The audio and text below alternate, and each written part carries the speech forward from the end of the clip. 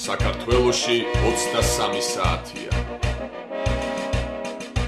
ყოველდღიური აბები ვასიკო ოდიშვილისგან.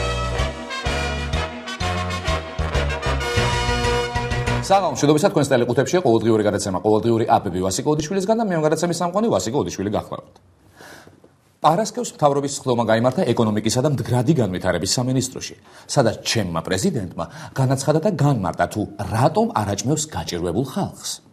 ხალხი უყურებს, რომ მას აქვს ყოველდღიური პრობლემა და მეორეს მხრივ ხალხი უყურებს, რომ ჩვენ იქხსნით დიდი ანძების შენებლობას, დიდი ავტობანების შენებლობას და რა თქმა უნდა ხალხს ბუნებრივად უჩნდება კითხვა, მე როცა მშია, რა დროს არის, რა დროს შუშის ხიდია თბილისში, ან რა დროს ოქროს ქვიშის დაყრა არის ბათუმში.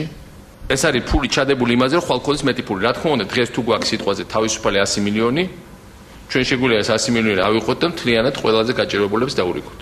დამატებით იმისა, რაც ისინი იღებენ. მაგრამ ეს შეიჭმევა ზუსტად 2 თვეში. დიახ, შევჭამთ, იმიტომ რომ ჩვენ ამ ქვეყნის ღარიბები არ ვფიქრობთ ჩვენს მომავალზე. თან კი არ გამოვიზოგავთ, პირდაპირ 2 თვეში შევჭამთ.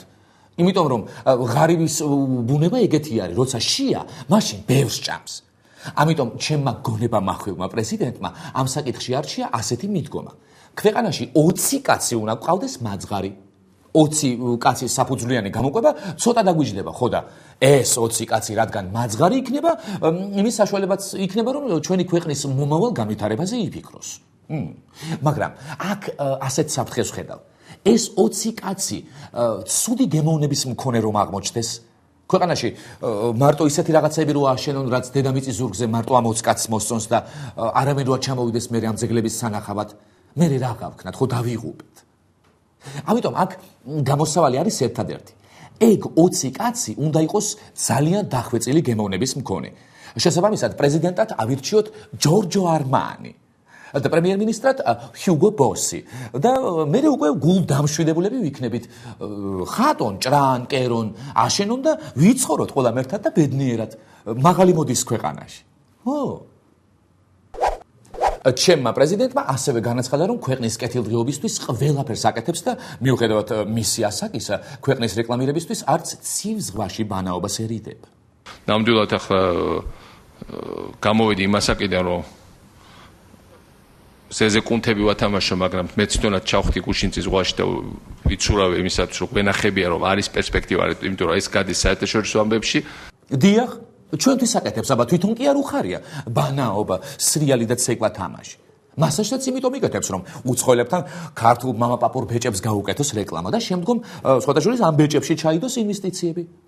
ჩვენს იმიტომ გვიბრაგუნებს ხოლმე ხელკეტებს, რომ სხვადასხვა ქვეყნის ბიზნესმენებს დაანახოს თუ რა გამძლეები ვართ და ჩვენში ჩადონ გრძელვადიანი ინვესტიციები.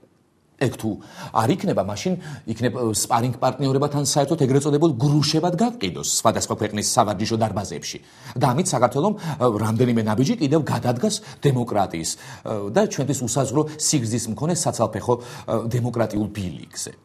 და რა ვიცი კიდევ რამდენი რამ ჩამოუთვალო, რასაც ეს კაცი ჩვენთვის აკეთებს და ჩვენ კიდევ დაფასება და დანახვა არ გვაქვს, არა.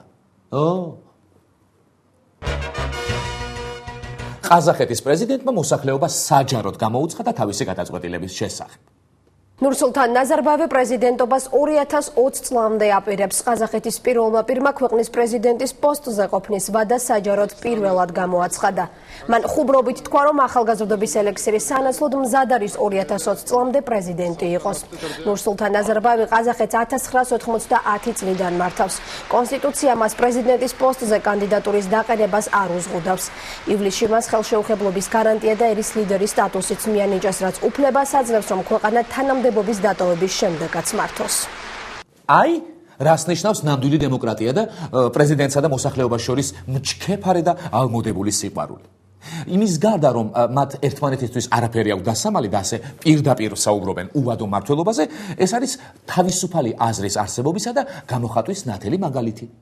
ადამიანი გამოვიდა ტელევიზიით და ყოველგვარი შეფარვისა და მოკიბვის გარეშე ამცნო ხალხს, რომ 1990 წლიდან მოყოლებული 2020 წლამდე აპირებს პრეზიდენტობას. ეს ჩემი ვის გავს ასეთი უნიათო და მორიდებული არ ვიცი. ამ ერთი ბეწო ნურსულთანმა როგორ უნდა გაჯობოს ამ ხელა 2 მეტრიან ვაშკაცს. ტრიბუნასაც კი ვერ წვდება წესიერად. ხომ ხედავ როგორ პირდაპირ განუცხადა ხალხს თავისი გულის საწადელი. არანაირი დემეტრაშვილები და ახალი კონსტიტუციის მიღებები არ დასჭირვებია კაც. ანუ ახლა რა გამოვიდა?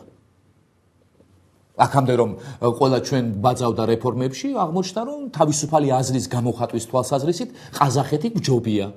ამიტომ ამ ინციდენტის აღმოსაფხრელად საჭიროა რომ ყველამ მოვიკრიბოთ უკანასკნელი ძალები, გამოუწყდეთ ერთმანეთს მარადიულ სიყვარულში და პირდაპირ ვთქვათ რომ ერთმანეთის გარეშე ერთ წუთსაც ვერ გავძლევთ.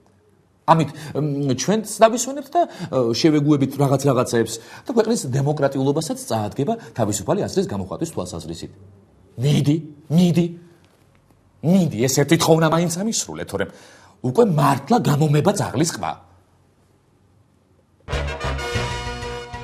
ქართულ საფეხბურთო სამყაროში ერთ-ერთი გუნდის განრისხებულმა გულშემატკივრებმა საჩთან ანგარიშწორებას სცადეს, მაგრამ საჩს ვეღარ მიაკლიეს და გულშემატკივრებმა რუსთავი 2-ის ოპერატორზე იყარეს ჯავრი.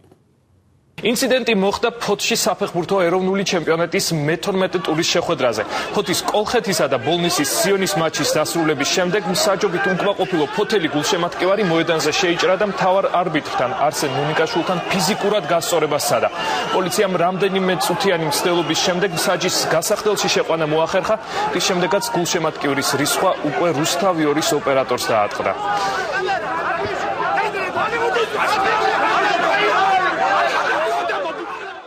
საოცარი რეფლექსი ჩამოუყალიბდა ქართველ ერს ამ ბოლო დროს. თუ რამე ცუდად არის, მაშინ მე რუსთავი 2-ის თანამშრომლებს წემენ. ალბათ რაღაცა ზებუნებრივი ძალა კარნახობთ, რომ რაღაცები მაგათი ბრალიც არის. სიმართლეს გვიმალავენ ჟურნალისტები ვცემოთ, პური გაძვირდა, მოდით ჟურნალისტებს დავცხოთ. ნატოში არ გვიღებენ, მაინც ეგენი არიან დამნაშავეები. მსაჯმა ფეხბურთელს წითელი ბარათი უჩვენა, ისევ ჟურნალისტებს ვაზღვევინოთ და ასე შემდეგ. ხალხო, ხელი გაუშვით მედიის წარმომადგენლებს. ხანდახან ისეთი სიტუაციებიც არის ხოლმე, როცა მაგათი ბრალი არ არის. ვანო მერაბიშვილი ფიქრობს, რომ პოლიცია არა ძალოვანი სტრუქტურა, არამედ სერვისია, რომელიც საქართველოს მოქალაქეებს ემსახურება. ამის შესახებ საინფორმაციო სააგენტო IBN-ი იტყობინება. მართალია ჩემი ვანო, ჩვენი პოლიცია ჩვენ გვემსახურება. ჩვენ კიდევ არ უფასებთ ამ კარგ ხალხს ასეთ გარჯას. მორჩა და გათავდა. უნდა დამთავრდეს ეს უსამართლობა. მე ვასიკო ოდიშვილი გამოდივარ ინიციატივით, რომ ისევე როგორც სხვა ყველა სერვისში პოლიციის მომსახურებაშიც გადავიხადოთ ფული. სათხა გაგონილა რომ 21 საუკუნეში მომსახურებას იღებდე და ფულს არ იხდიდე. აი მე ჩემი ამთვის ბიუჯეტიდან დავზრგავ ფულს გაზზე და დენზე და აუცილებლად გადავხდი ჩემი ბეჭებში ცემისთვის ფულს ჩვენს პოლიციას. მე უნდა დავრეკო და იმ ტელეფონის რომელზეც მისმენენ ხო, აბა, იმ ტელეფონის ფულიც ხომ აქვს გადასახდელი. ხო და უნდა დავრეკო და ვთხოვო, იქნებ ეგ ფული გადამინაწილო მთელ წელზე და ეტაპობრივად გადახდის უფლება მომცენ, თორემ სირცხვილია ხა თვალებში ხომ მინდა რომ ჩავხედო ჩემს პოლიციას. მარტო მაგათი ჰიმნის ცოდნა საქმე არ არის. რაიმე უფრო დიდი, მატერიალური და ნაყოფიერიც უნდა შევძინოთ მათ. ახლა აბების ეთერში რეკლამიცინის დროა. რეკლამიცინი.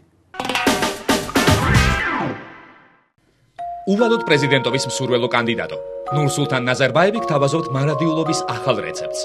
აიღეთ საწერი კალამი და კონსტიტუციაში ჩაწერეთ თქვენთვის სასურველი თარიღი. შემდეგ კი თვალსაჩინოებისთვის აჩხუბეთ ოპოზიცია და მთავრობა. ამ ყველაფერს დაამატეთ ცოტა დემოკრატია, სიტყვის თავისუფლება და კერძიც მზად არის. ეს კერძი აჭამეთ ქვეყნის რიგით მოქალაქეებს და მათ გაუხაწყდებათ თქვენთან დაკავშირებული ყველა პრეტენზია. უვადო პრეზიდენტი. სიყვარული პირველივე კოვზიდან იწყება.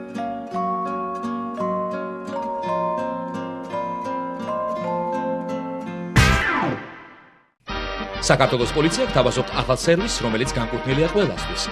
პოლიციელი ფსიქოლოგი. გადაუშალეთ გული თქვენს ფსიქოლოგს და მიიღეთ სასურველი რჩევები. პოლიციელი დამკვრელი. დაუკრავს ქორწილში და დაბადების დღეებზე. პოლიციელი მაზავშიკი. გაუმაზეთ ხელზე და მოიგეთ სასურველი ფსონი.